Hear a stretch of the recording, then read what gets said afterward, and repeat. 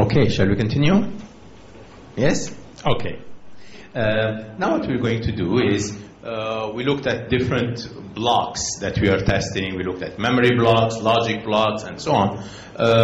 We will look at the entire SoC now to see how are we going to play this game.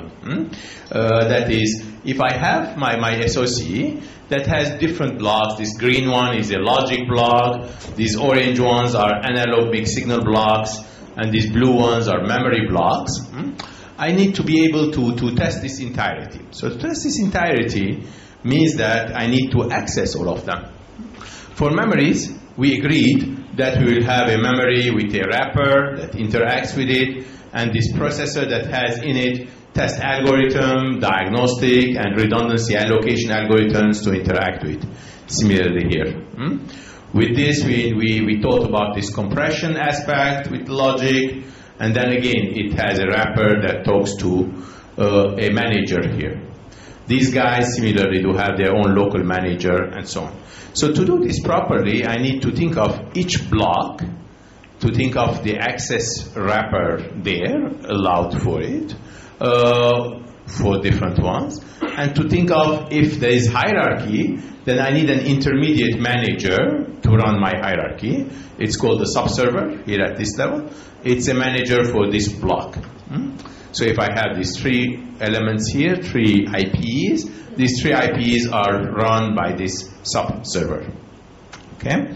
And then similarly this guy will have its own, and these will report to the server, which happens to be here. And there's a ring, if you notice, this IEEE 1500, which happens to be a standard, we'll talk about it. This interface standard is passing through these processors, this subserver, this logic block, and coming back with this manager. So this manager will tell this guy to test the memories, will tell this guy to test the logic, and will tell this guy to run those blocks back to back. Some of this will be quite useful because it will not allow me to test multiple things at the same time. Okay? But what's important is that while those boxes are intelligent, the wrappers, the subservers, the servers, the connection between them usually is better to use a standard connection. And IEEE standards do come up with such nice standards that allow us to handshake with each other nicely if one box, if this box is coming from some IP supplier, if this is coming from somewhere else, and that's coming from somewhere else, if they are all talking the same handshake, then it becomes easier to plug and play, bring pieces together nicely. So while I like to see that the server, the subserver that are provided are very intelligent in their nature, therefore I need to get them from a certain source, but the IEEE standard is the same from wherever I get if people are abiding by that. With that, I would create different entities that are quite self-contained, capable by themselves, and the entirety working together nicely. So this allows me to do divide and conquer to ensure that these boxes are good. Now, these IEEE standards that I'm mentioning are different. We have many standards that we have developed in the test community, some of which are chip-level standards, others are for systems, for boards, as well as for 3D boxes. Let's see which one of those will be useful to us. In a given SoC, the most useful one is this IEEE 1500 standard. So this is a very good standard because it is at the core level, at the IP level. It allows us to have the same handshake, whether that core is a memory or is a logic or analog block and so on. It's independent of the content of the core. It has a handshake mechanism, we'll see in a second, that will allow us to build these hierarchies and deal with them. And it goes with one more standard to go with, which is the second one, the core test language. So while this is an access, a hardware kind of mechanism, this is a soft mechanism. It's a description language for every core to describe the test patterns of that core. So it's a test language describing the patterns of this core. There are other standards as well which could be useful. This is another language for chip level, where this is at the core level, at the IP level. This is for the total chip, the style language. It goes with two other chip level standards as well. We have this 3D IC standard, which is still being proposed, so it's not a final standard. I'll talk a little bit about it later. It's 1838, this 3D standard. Also, there is this one called 1687. So this is meant for when we have a very large level of hierarchy inside the chip. So it's a nice hierarchical standard that allows us to go to multiple levels of hierarchy inside the chip, 1687. So basically what I would like to show you is this 1500, which is very good for this IP-based design that we saw. 1687 is good for small sensors and so on. And then 1149.1 is typically one port per chip. This is the test access port standard that we talked about. Okay? So by dealing with those standards, we'll be able to handshake with what we created so far. That is, we created the memory test infrastructure, the logic test compression, and so on, and also these analog blocks. Now we need to see how we can hook these pieces.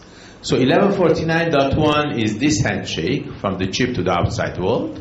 1500 is for every IP to handshake to the next level. Okay? And inside this server, if I need to deal with hierarchy, then 1687 could be useful there as well. How do we build this?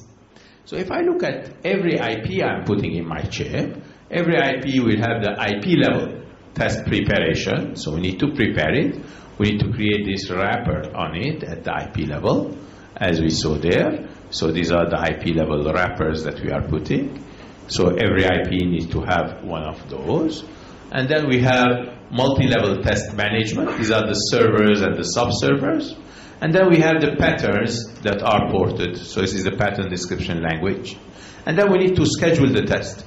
We need to see which cores or which IPs can run together versus others in order to minimize the test time while we are not damaging the chip. So you don't want to run everything at the same time, because that could be more activities than necessary. It can be more power consumption than necessary. Therefore, we need to run those separately as well. So here let's deal with the individual IPs, and then we'll deal with the SoC. So we'll go to two steps, individual IPs and the SoC together if you want. So for each IP what we need to do, we need to create something called access and isolation.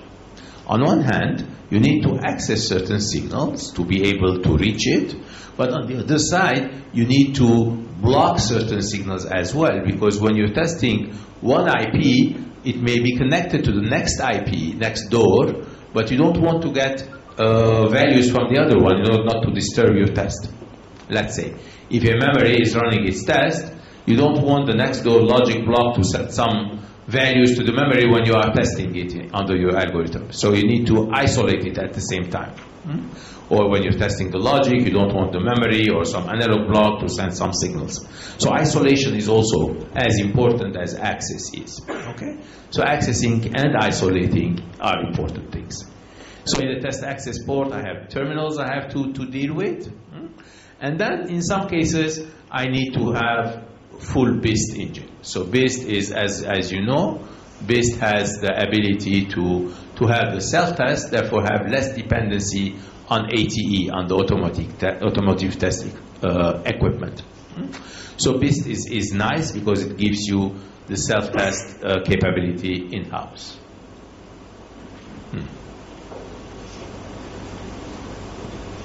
This is not working. Okay?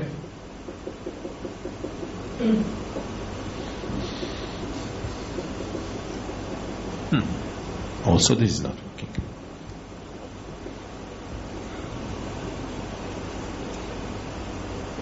Okay, we are stuck here apparently. Who is my helper? No one?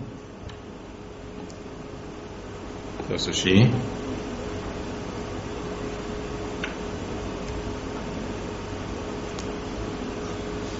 It's frozen somehow. It needs antifreeze.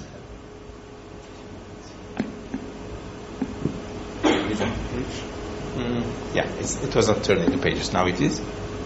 Now it is. Thank you so much. See? Having good helpers is useful. Okay, so what are we saying here? Here we're saying that I have a core, I need to wrap it now nicely. If this is my core, it's a logic core, let's assume. What do? Is I say this is a big core. I may need to have access to it, but that access need to bring multiplexers. So there is a normal mode operation will be connected here, but the muxes will bring me to some value from outside. Okay, that's reasonable. And this access, these muxes can be internal, can be like this, so I have access to this. And my core was very big, therefore I can divide it to two pieces. I can handle this one separately as testing, and this one can be separately as testing as well. And I may decide how many IOs I need to handle in each case, how big the core can be. Can be 100 pins, can be 1,000 IOs, and so on. So accordingly, I will decide what to do. Now, when I'm dealing with the pins, with the IOs of the core, we call them the terminals. Those terminals can be of different types. So here, for instance, you're seeing that the terminals are like this, okay? And then there are some non-wrapper flops. This is the first flop at the entry. These are functional flops. I didn't add anything for test. These are functional flops as well. There is some combinational logic after this while going to the terminal. So between the terminal and the last level of flip-flop, I have some combination logic here, some combination logic there as well. So what I typically do is, to do the testing, I can dedicate extra flops here. I say, okay, these are the extra flops. I am isolating and accessing my core with this green ring. That is good, but it's a little bit expensive.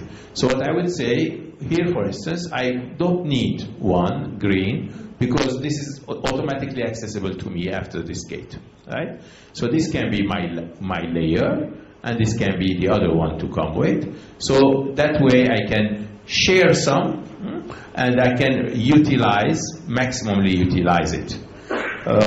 In this case, I was not able to have, since these were two, I was not able to go through this. Therefore, I need to add one here. But there and there, I don't need to add. I can reuse an existing functional flop. So in some cases, I'm using functional flop. In some cases, I am adding dedicated flop. Of course, this analysis requires some thinking. Therefore, I need to be able to prepare it properly. I need tools for that. So for wrapping, usually wrappers need certain instructions. So IEEE 1500, this standard that we liked and I mentioned to you about, this 1500 standard incorporates in it, incorporate wrapper signature register, this one, and it brings you a WIR, that is instruction register. So if you send an instruction, it will come to the serial input, to the serial output. This instruction will be decoded and will take you to different boundary registers, will take you to bypass registers, and so on and so forth.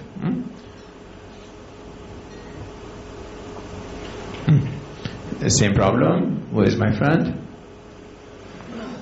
Gone. Maybe you can sit next to me. So what happens with this standard? This standard allows me to have some fixed boxes, and those fixed boxes will be able to allow me to have the same access wherever I am. No? What?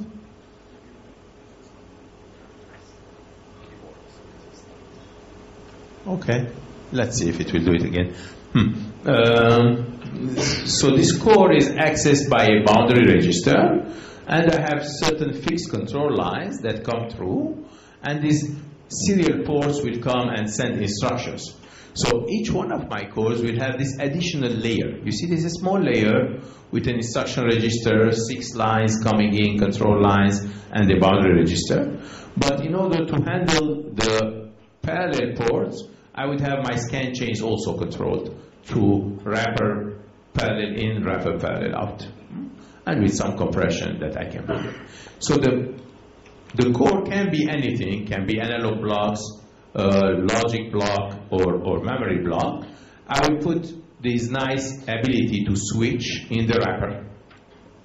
So each one of them will have this blue isolation wrapper. This is the ring around it for access and isolation. The same thing that we discussed before, the weir, the bypass register, the wrapper boundary register is sitting there.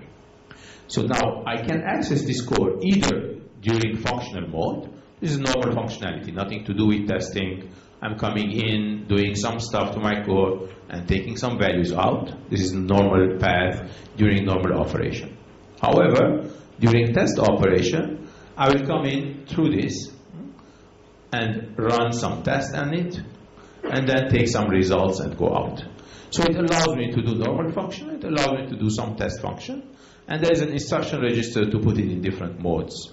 Okay, it's a nice way because it's standardized on one hand, and it gives me the necessary isolation. Now, while I'm doing this test, I need to read and write to some registers. So the core itself has certain core data registers in there that need to be accessed and either read from or written into those. And in my wrapper, I introduce some additional registers. I introduced mandatorily this weir and bypass, but optionally there are some additional registers as well. So therefore I have a set of registers here, another set there, and I can access them all. I can go in and out and play with them with some mandatory instructions and some optional instructions. Now, we spoke about these soft cores and hard cores this morning. Now, some of them will have soft cores. In the case of soft cores, we will prepare them for IEEE 1500. That is, the soft core will have everything necessary, but will not have the wrapper of the 1500 core. This will be added by the user. With the hard cores, typically it will come wrapped. So if I'm buying a hard core, an analog one or a memory one or some nice core, then I can wrap it in advance as IP provider and provide it. Eventually, the wrapping will happen. So either the IP provider wraps it and sells the core, or the IP user adds the wrapper on it. The wrapper is for isolation and access. So it depends on who is putting that and where we are putting it accordingly. Now, typically what's happening is I'm having a core, then I'm taking it through my tool. That tool will allow me to do the wrapper on it, and then I have a core now with the red wrapper with some green access mechanisms. This is a natural outcome, and in some cases for the prepared one, I don't have the red wrapper, but I have these green ones only. The red one will be added by the user when the user comes to this core. This wrapping depends on a number of things. It depends on what kind of ports I have, digital, analog clock lines, reset lines, frequency, activation lines, and so on. So these are the ports, these are the IOs of the core. Then there is the chain information, the DFT information. There is analog and test patterns, if you want. And what are the test patterns? So when I'm receiving an IP will have all these things for me to be able to put 1500 wrapping on it. So each IP or each core, each block will come up with information. Accordingly, I'll put it. What we saw earlier, for instance, of memories with a star processor, this SMS processor, to run test and repair on those memories. This was a very nice solution. Accessing it was with 1500 port. So this 1500 port had the instruction register, had the bypass, all the necessary signals. So basically, this entire entity of memories with the star processor together are one 1500 entity, if you want. They have a single wrapper, all of them together. If I'm dealing with ADC, that is analog to digital converter, the ADC BIST will also have a similar 1500 port on it. If I have my logic block, that will do the same as well. So if you look at this, you see this analog mixed signal, the ADC, the embedded memory, they all have their 1500 ports, and they sit on a 1500 bus, and this 1500 bus talks to the server, which is the manager that access the chip tap, the test access port. This means that whether it's memory or analog block, it doesn't matter. At this level, they all look alike, they all run the same protocol, the same access mechanism. Okay? And we have nice tools that allow us to put this blue infrastructure. So I can come in and put the blue infrastructure directly in there and does the job. In fact, with Synopsys, we do have a number of those IPs that we provide, whether it's USB IP or MIPI or PCIe, SATA, or HDMI. Each one of those cores, these, do come with their own 1500 wrapping capability, also with the patterns described in a soft way. So to make it easy for the user, the 1500 wrapper for each can be automatically generated. And also the patterns can be automatically provided too. So these are nice capabilities. Therefore, I can have a mixed signal IP with some light level of 1500, or it can be a 1500 that has in it self-test and repair engine as well, such as in the case of memories. In the star memory system, I have self-test and repair. In the lighter IPs, I may have some integrated test or some access only if needed. So all of this is important with the 1500. However, 1500 is not enough. I need 1500 with a language description. So the test description is necessary. And test description typically comes in this language 1450.6. And that's called CTL, core test language. So each time I have a core, I do have a core test language. This core test language model is describing my description of the patterns. So for synthesis purposes, those will be very good for me when I create the core. And now I know what kind of protocols are needed, what kind of models are needed. So this CTL requires a number of DFT features to support.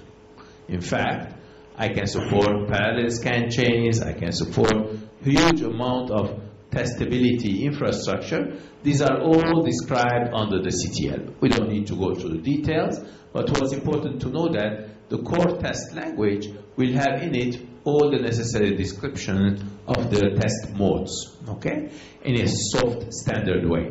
So if I describe my test in this standard pattern, then any code that I receive from any source with this pattern, I'll be able to read the pattern, absorb it, integrate it with the rest of my test, and have a full test for the chip. So what is the value of standardization? The value of standardization is the value of having different cores from different places and the ability to integrate them all together without headache.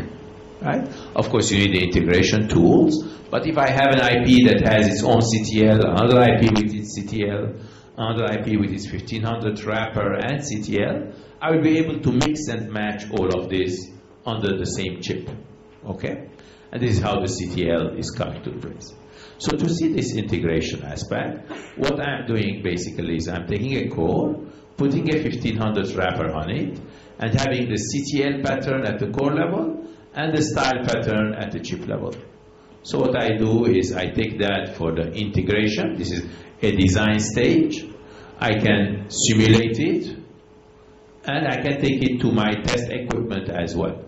So whether I am designing each core separately, when I'm at the SoC level integrating them, when I'm validating them, simulating and verifying everything is okay, and later running those patterns, CTL and style, to get pass and fail information. Okay? So using this 1500 wrapping and the CTL language is very nice for me because it can take me all the way to the test equipments to do my job properly. Questions?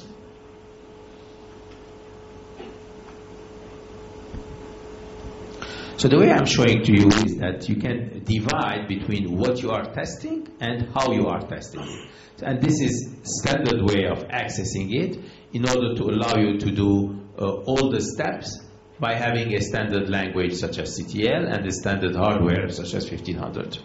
And after ATE, we took it also to the diagnostics, and we can do failure analysis on it as well, again, using the same language. So this is all at the IP level. Now let's take those IPs and with their 1500 wrapping, with their CTL language, and try to combine them together in an SoC. So if every wrapper had its CTL and 1500, now we bring them all together nicely, put them under an SoC umbrella. So let's say we had this IP1 that has its own CTL and its wrapper. This red is the 1500 wrapper. Here also we have the red 1500 wrapper and CTL, and we bring them together into this server, into the test access port. So now we are adding them. This is a simple way of doing it with one level of management.